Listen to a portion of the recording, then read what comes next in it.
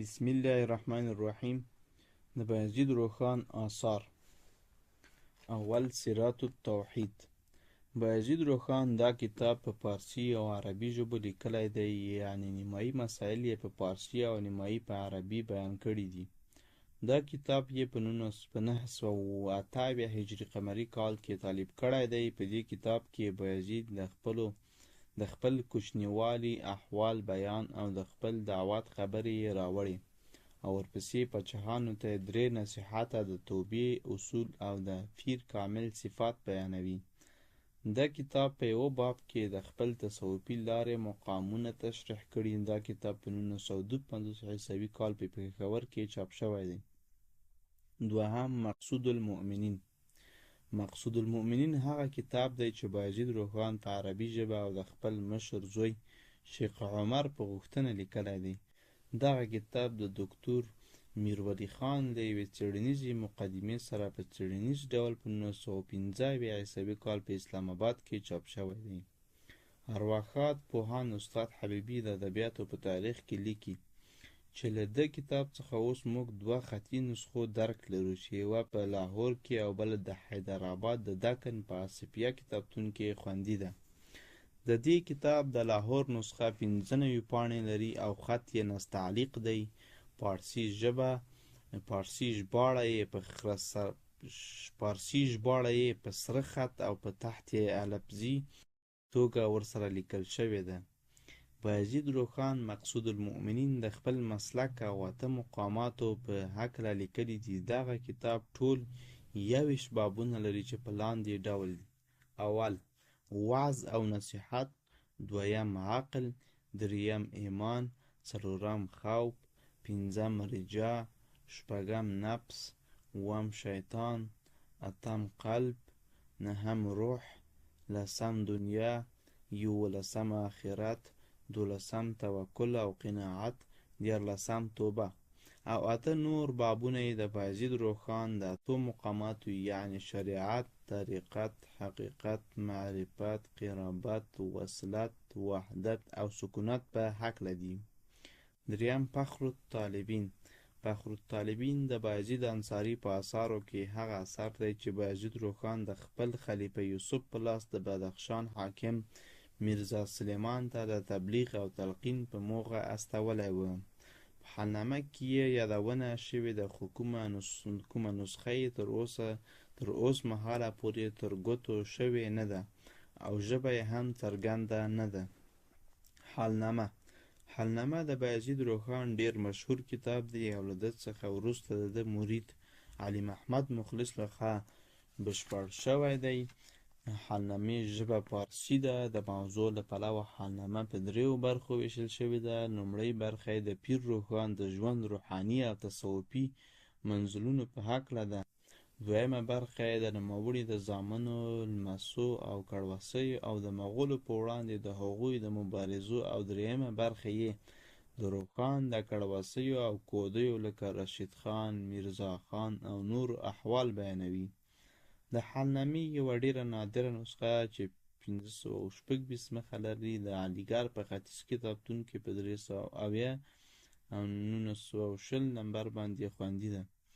دغه نسخه په پارسي ژبه لیکل شوې. د حلنامې په ترڅ کې بایزید روښان د ژوند د حالاتو برسیره د نوموړي د زامنو او اولادي حالات هم د اورنګزیب تر وخته پورې راغلي وي.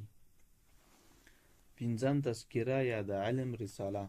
بایزید روښان یو بل اثر چې تذکره نومیږي د ده د یو مرید لخوا چې همدان نومیږي په کال 1043 کې لیکل شوې ده.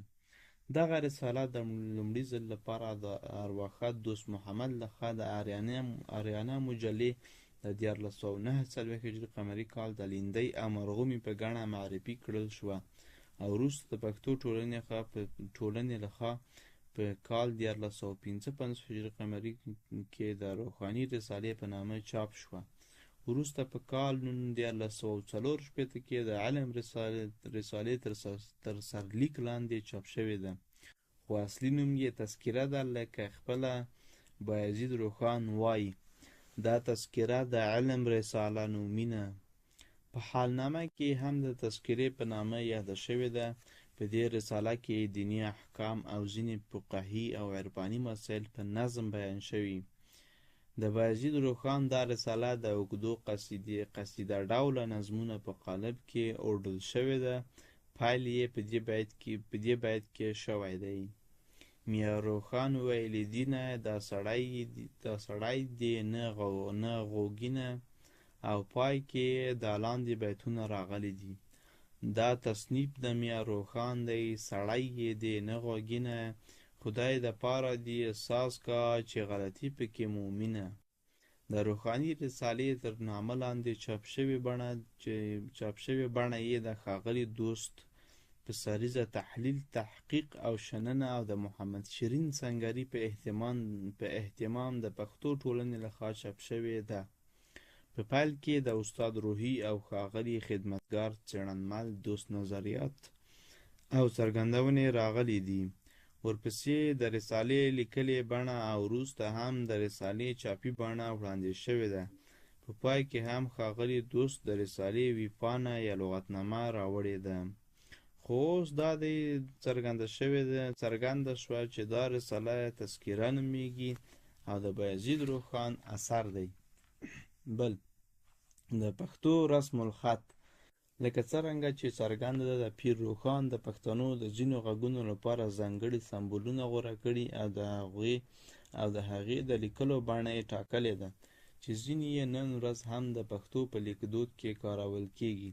که څه هم پښتو ژبې تر دې د مخه هم لیکدود او آثار درلودل، خو بیا هم نوموړي په دې هکله ځینې اصطلاحات راوستل او په دې هکله یې یوه کوچنۍ رساله ولیکله چې د دولت لوڼي دغه لاندې بیت یې تر ډېره بریده سپیناوی کوي: افغاني لفظ مشکل ولوست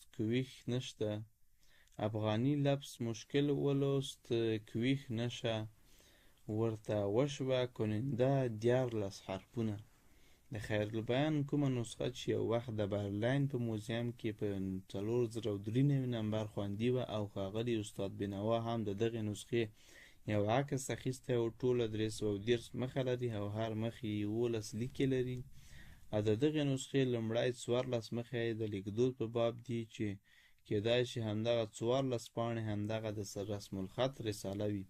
لکه څرنګه چې دولت لوڼی د پښتو ځانګړي توري 14 ښودلي دي، خو د پښتو توري یعنې نون، ټ، څ، ډال، ړ، ګ او نور د چپ ګش په ګډون 12 توري کیږي. او د دې ترڅنګ د کاف د توري ترڅنګ یې بل ګاپ په سر یعنې ګاپ کې له یو پنډکي سره راوړی دی چې په دې توګه 14 توري پوره کېدای شي او د دولت لوڼي وینا هم په ځای او سمه راخیږي. اووم، خیرالبیان. د بایزید روښان په ټولو اثارو کې خیرالبیان مهم او مشهور اثر دی. تر دې دمه خیرالبیان 2 نسخې موندل شوي دي، یوه د آلمان د برلین نسخه او بله د حیدرآباد د دکن نسخه، چې دا نسخه بشپړه او ټول مطالب په 4 ژبو پښتو، پارسي، عربي، هندي او پنجابي پکې راغلي دي. خیرالبیان 40 بابونه او 121 سرلیکونه لري چې موضوعات یې شرعي احکام او اخلاقي مسایل په بر کې نیسي. په غالب ګمان په لومړي ځل حافظ محمد عبدالقدوس قاسمي خیرالبیان په 1916 عیسوي کال په پېښور کې چاپ کړو. همداشان په کابل کې د برلین د نسخې له مخې مرحوم عبدالرؤف بینوا په 1453 کال کې د کابل پوهنتون د ژبو او ادبیاتو پوهنځي لخوا چاپ او خپور شو، چې د سریزې په توګه ارواښاد د پوهاند حبیبي، اکاډمیسن رشاد او استاد بینوا لیکنې راغلي دي چې د خیرالبیان د نثر نمونه او بایزیده وکښه خیرالبیان په هغسې الحان چې یې به لوست سورة الرحمن، مرګ به ورشي و سړي ته ناګهان، نشته په دنیا کې تل تر تله مقام. البته چې په خیرالبیان کې ځینې پښتو سوچه کلمات هم راغلي دي لکه ژوي، حیوانات، نغه ګل، اوریدل، اټکل، اندازه، حرفونه او توري. اتم، مکتوبات. په حقیقت کې مکتوبات د هغه لیکونو ټولګه ده چې بایزید روښان د خپل خلیفګانو په لاس کې د هغه وخت حکمرانانو ته لیږلي دي. ځکه چې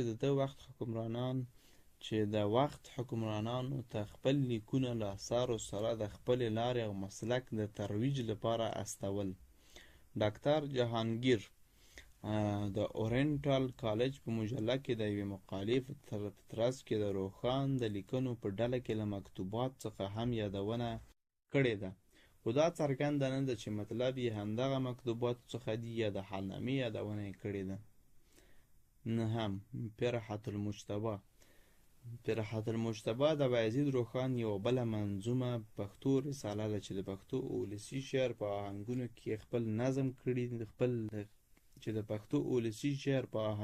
کې نظم کړې ده. د دې رسالې پیل داسې دی: میا روښان ویلي دي په عنایت د الهي زه به در بیان کړم یو څو رباعي په پای کې راغلي دي. میا روښان ویلي دا رساله مې فرحة المجتبی. د لومړي ځل لپاره دغه رساله ښاغلي سرڅېړونکي زلمی هېوادمل چاپ ته چمتو کړې وه او پېښور کې د تلوسې مجلې په یوه ګڼه کې خپره کړه. واجدي شلوک د پنجابي یو منظوم کتاب دی چې انکارناتحه ترتیب کړی دی.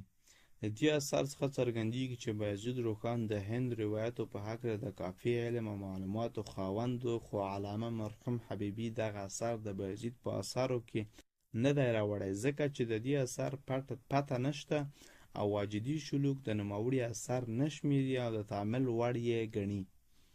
د پیر روښان نړیوال سیمینار د اطلاعاتو او فرهنګ وزارت چې په 1915 کال علومو اکاډمۍ لخوا جوړ شوی و، په دغه سیمینار کې د روښان یو اثر چې فرحة المجتبی نومیږي د استاد زلمي هېوادمل لخوا چاپ او ګډونوالو ته وویشل شو.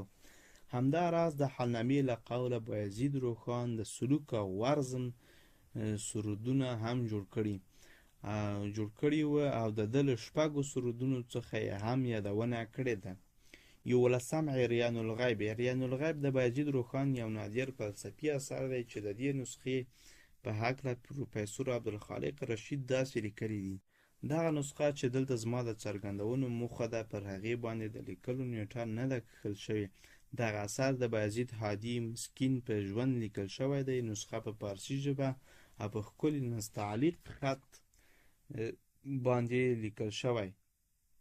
په هر مخ کې 12 کرښې لري چې په 2 رنګونو تور او سره لیکل شوی دی.